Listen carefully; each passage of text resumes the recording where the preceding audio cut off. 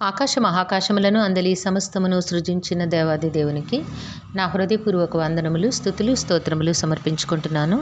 అందరికీ శుభోదయం. ఈ దినాన మహోన్నతుడైన దేవాది దేవుడు నీ కొరకు సిద్ధపరిచిన వాక్కు, నీవు నీ భూమిలో విత్తుటకు నీ గింజలకు కావలసిన వాన ఆయన కురిపించును, భూమి రాబడి అయిన ఆహార ద్రవ్యమునిచ్చును, దేవుని నామమునకు మహిమ కలుగునుగాక.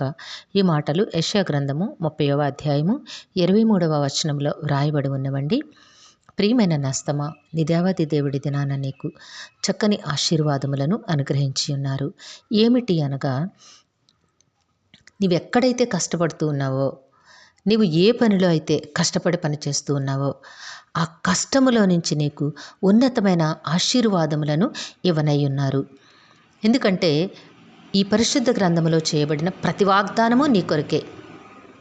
ప్రతి సంగతిని దేవాది దేవుడు నీ కొరకు గ్రంథమందు సిద్ధపరిచి స్థిరపరిచి ఉంచారు.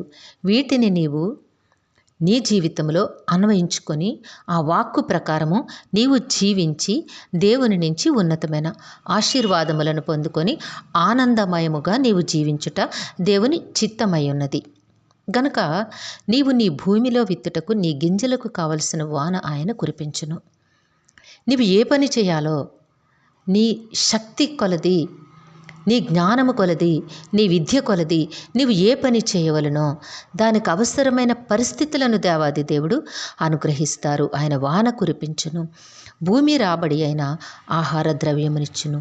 నీవు ఎక్కడైతే కష్టపడి పని చేస్తావో ఆ పనిలో నుంచి దేవుడు నీకు ఉన్నతమైన నీ బ్రతుకు ఎంతో సంతోషముగా హాయిగా బ్రతకడానికి ఉన్నతమైన ఫలములను దేవాది దేవుడు అనుగ్రహిస్తారు అని నీకు వాగ్దానము చేస్తూ ఉన్నారు.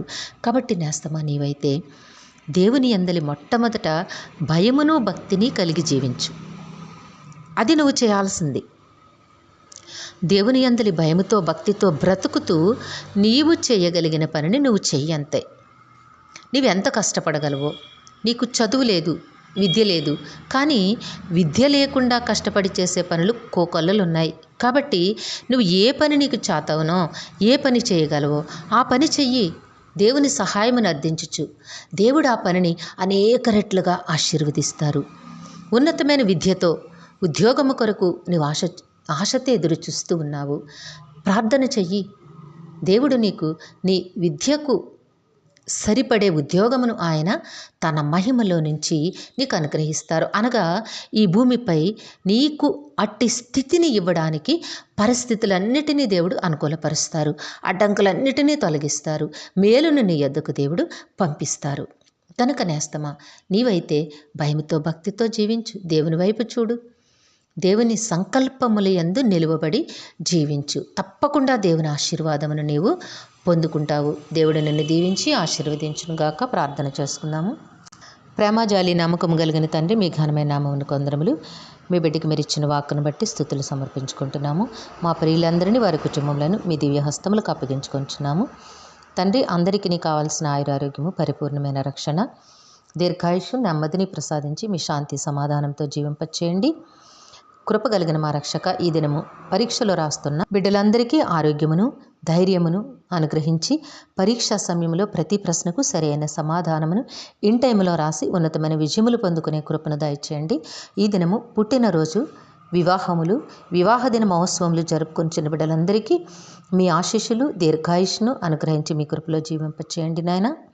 యవన బిడ్డలందరికీ సకాలంలో చక్కని ఉద్యోగములు, వివాహములు, గర్భఫలములు ప్రసాదించమని, మా ప్రియులు చేస్తున్న పనిపాట్లలో మీరే తోడుగా ఉండి కష్టమును కనికరెట్లు ఫలములు దయచేయమని వేడుకుంటూ ఉన్నాము. బిడ్డల ప్రయాణముల్లో తోడుగా ఉండండి నాయన. మీ దివ్యదూతలను కాపుదలుగా ఉంచి చారాల్సిన గమ్యస్థానమునకు క్షేమముగా చేర్చి మీ కవిగిట్లో భద్రపరిచి కాపాడమని సమస్తమును మీ దివ్య హస్తములకు అప్పగించుకుంటూ ఈ ప్రార్థన మా రక్షకుడును మీ ప్రియకుమారుడైన యేసుక్రీస్తు వారి అతి శ్రేష్టమైన నామమున అడిగి వేడుకొనుచున్నాము తండ్రి. ఆమెన్. కరుణావాత్సల్యత కలిగిన దేవుడు మీ కుటుంబ జీవితంలో ఉన్నతమైన ఆశీర్వాదములు అనుగ్రహించి మిమ్మును ఆయన నామ మహిమ కొరకు జీవింపచేయునుగాక. Amen, amen, amen.